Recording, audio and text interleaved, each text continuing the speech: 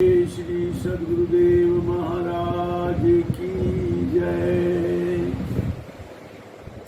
सच्चिदानंद भगवान की जय। गीता जी के दूसरे अध्याय का 62वां और 63वां मंत्र लेते हैं। ध्यायतो विषयान पुंसः संगस्तेषु उपजायते संगात संजायते कामा कामात् क्रोधो विजायते क्रोधाद भवति सम्मोहा सम्मोहात् स्मृति विभ्रमः स्मृति भ्रंशाद बुद्धिनाशो बुद्धिनाशात् प्रणश्यति। के विषयों का संग करने से, विषयों के संपर्क में आने से कामना उत्पन्न होती है और कामना की पूर्ति में कोई बाधा पड़े तो उससे क्रोध पैदा होता है और क्रोध से बुद्धि का नाश हो जाता है, बुद्धि भ्रम में पड़ जाती है। बुद्धि भ्रम में पड़ने से स्मृति भ्रम में पड़ जाती है। आदमी को ये ज्ञान नहीं रहता कि क्या करना चाहिए और क्या नहीं करना चाहिए। तो ऐसी दशा में बुद्धि का नाश हो जाता है और बुद्धि नाश होने से उस आदमी का पतन हो जाता है। तो ऐसा है कि ये सारा कुछ शुरू होता है विषयों के साथ जब आदमी की लगातार अटैचमेंट रहती है तो फिर कामना पैदा होती है। तो इसलिए बुद्धिमान आदमी को चाहिए कि ऐसे विषयों का संग करे जिससे शुभ संकल्प पैदा हो। देखो, तुम्हारा जो सुख और दुख है, हर आदमी सुखी रहना चाहता है और सुख दुख जो है ये दोनों मन की अवस्थाएं हैं। मन सुखी कैसे रह सकता? अगर आपका मन जो है अच्छे विचार पैदा करता है तो आप सुखी महसूस करेंगे, आनंदित महसूस करेंगे। अगर बुरे विचार आपको देता है, बुरे विचार प्रोड्यूस करता है तो आप दुखी हो जाएंगे। तो मन किसका है? मन तो आपका है। इस मन को कैसे इस्तेमाल करना ये आपके हाथ में होना चाहिए। सीधी सी बात ये है कि ये एक साधन है। शरीर एक साधन है, बाहरी साधन है शरीर, और आंतरिक साधन है मन बुद्धि चित्त अहंकार, अंतःकरण इसको बोलते हैं। तो अगर आपका मन आपके मुताबिक ना चले तो फिर उस मन से आपको नुकसान होगा। जैसे कोई गाड़ी है आपकी, वो गाड़ी को आप लेके जाना चाहते हैं सीधी, और गाड़ी कभी लेफ्ट को कभी राइट को अपनी मर्जी से मुड़ जाती है तो एक्सीडेंट होना निश्चित है। ऐसे ही अगर ये आपके साधन जो हैं आपके बस में नहीं हैं तो आपके लिए ये प्रॉब्लम्स ही क्रिएट करेंगे। इसलिए ये सीख लेना चाहिए कि अपने मन का इस्तेमाल कैसे करना चाहिए। तो अगर मन आपके वश में है तो आप सुखी हैं, उससे जैसा मर्जी काम लो। और अगर आप मन के वश में हैं तो आपके लिए ये नरक पैदा करेगा, ये फिर आपकी जीवन में दुख पैदा करेगा।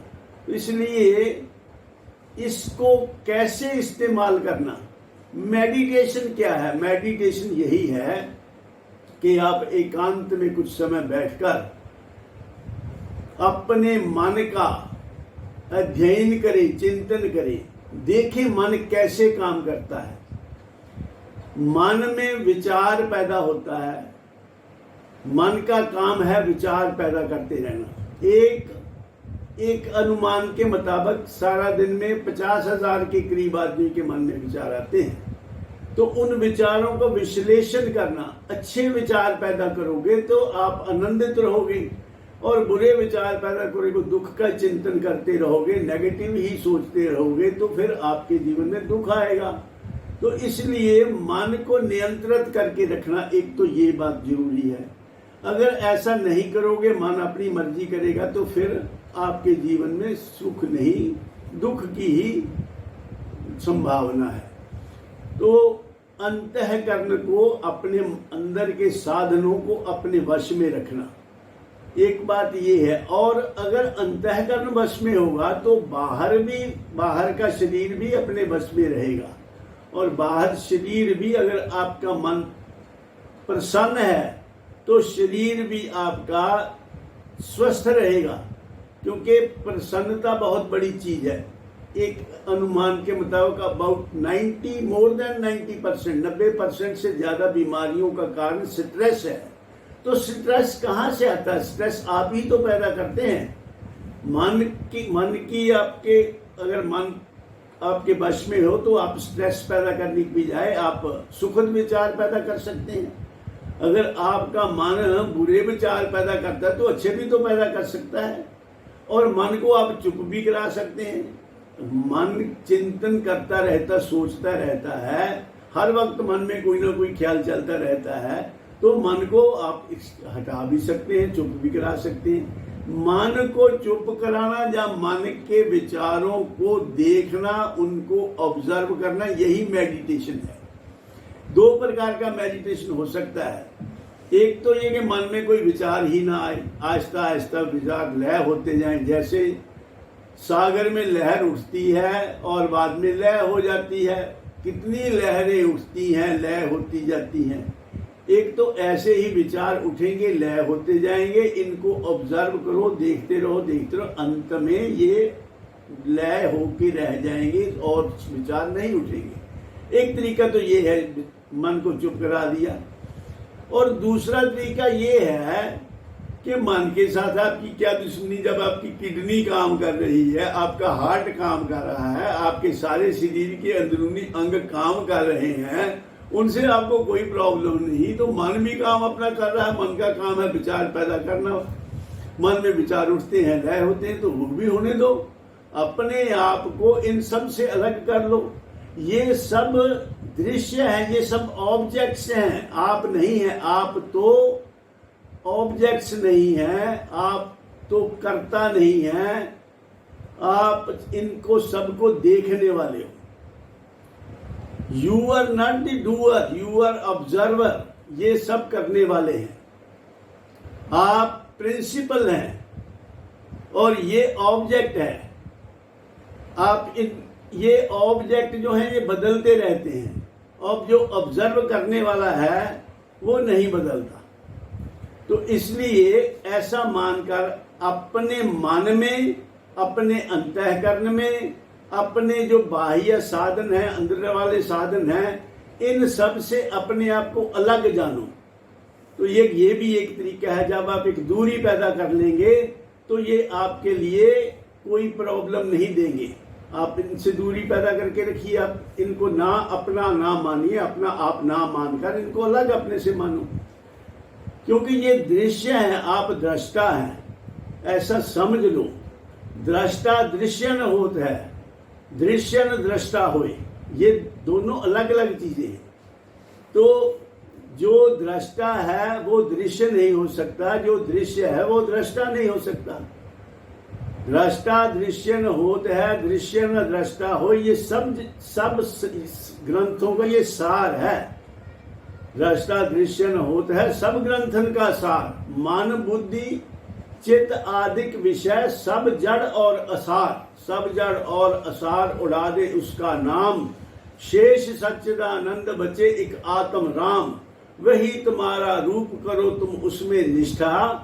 है दृश्य स्वप्नवत झूठ सांचो एक दृष्टा, दृष्टा ही सच है, बाकी ये जो दृश्य हैं ये कल्पित हैं, ये झूठ हैं। जैसे स्वप्न में भी आप एक सृष्टि बना लेते हैं, वो कहाँ से आती? आप तो बिस्तर पर लेटे हुए होते हैं, आप स्वप्न में पहुंच जाते हैं, बॉम्बे पहुंच जाते हैं, हरिद्वार पहुंच जाते हैं, जाके स्नान भी कर लेते हैं, गाड़ी में आते हैं, गाड़ी में जाते हैं। वो सारी चीजें कौन पैदा करता है? कहाँ से गाड़ी आई? कहाँ से वो शरीर आया जो हरिद्वार में जाके गंगा के तट पर स्नान कर रहा है? वो शरीर और वो गाड़ी, ये सब आपने क्रिएट की, मन ने क्रिएट की। ये मन की दुनिया है। ये ऐसे ही जैसे स्वप्न में मन की दुनिया झूठ है, और जब तक स्वप्न में रहता है, नींद में रहता है, तो सच नजर आती है। उस वक्त तो झूठ नहीं लगता। ऐसे ही ये दुनिया भी झूठ है। ये भी जब आप दो तरीकों से इसको झूठ साबित होता है ये, कि जब आप सोए होते फिर ये दुनिया कहाँ होती है। आप जब चारपाई पे सोए होते हैं तो ये दुनिया कहाँ जाती है। चाहे कोई अमीर है, चाहे कोई गरीब है, चाहे किसी को कितना भी दुख है, कोई कितना भी आनंदित है, जब वो सो जाता है तो उन सब की दशा बराबर होती है। गरीब को स्वप्न में गरीबी नजर, गरीब को नींद में अपनी गरीबी भासती नहीं है, महसूस नहीं होती। अमीर को अपनी दौलत भी नहीं भासती। ऐसे जो दुखी है किसी प्रकार से, उसको दुख है, शारीरिक दुख है या मानसिक, जब सो जाता है तो उसको कोई दुख नहीं होता। तो ये सारी चीजें जो हैं ये हमारी कॉन्शियस पे, हमारे मन पे डिपेंडेंट है। और ये इसमें दोनों अवस्थाएं जो हैं, जागृत की सृष्टि और स्वप्न की सृष्टि, ये दोनों ही झूठ हैं, दोनों ही कल्पित हैं। तो सच्चा कौन है? सच्चाई कहाँ है? सच्चा वो है जो इन दोनों को जानता है, जो जागृत सृष्टि को भी जानता है और स्वप्न की सृष्टि को भी जानता है। दोनों दिशाओं को जो जानता है वही सच है, वही तुम हो, वही तुम्हारा स्वरूप है, वही आप हैं, वही हम सब हैं। ये जो अपने शरीर हैं ये तो एक ओढ़नी है, ये एक आपका टूल है, या कह लो आपकी गाड़ी है, आपका साधन है। ये आप नहीं है, आप इनसे अलग हैं। आपको ये मिला हुआ है, कुछ समय से कुछ समय तक मिला है। तो फिर क्या करना चाहिए? फिर इसका सदुपयोग करना चाहिए। सदुपयोग मैंने क्या? सदुपयोग का मतलब ये कि इसके रहते रहते, इसमें रहते रहते आप अपनी असलियत को जान लें कि मैं वास्तव में हूं कौन। हु एम आई, ये बहुत बड़ा प्रश्न है। हु एम आई का जो आप ढूंढ लें तो आपकी ये जीवन भी सफल, और आगे आपका जन्म मरण का भी चक्कर खत्म हो जाता है। फिर पुनरपि जन्मम पुनरपि मरणम पुनरपि जननी जठरे शयनम, ये संसारे बहुत दुस्तारे कृपया पारे पाही मुरारे। ये जन्म मरण का साइकिल जो ये टूट जाता है, छूट जाता है जब आपको अपने स्वरूप का ज्ञान हो जाता है, जब आपको अपनी अनुभूति हो जाती है कि मैं वास्तव में हूं कौन। इसलिए oh man no thy self, इंसान अपने आप को पहचान, यही है भक्ति और यही है ज्ञान। इन्हीं शब्दों के साथ मैं अपनी वाणी को विराम देता हूँ। इस चर्चा को फिर अगले एपिसोड में आगे बढ़ाएंगे कि अपने आप का ज्ञान यानी अपनी असलियत को जानने के लिए क्या करना चाहिए, व्हाट शुड वी डू, कैसे हम अपने आप को जानें। इसकी चर्चा अगले एपिसोड में करेंगे। सर्वे भवन्तु सुखिनः, सर्वे सन्तु निरामया, सर्वे भद्राणि पश्यन्तु, मा कश्चित् दुःखभाग् भवेत्। ओम शांति शांति शांति।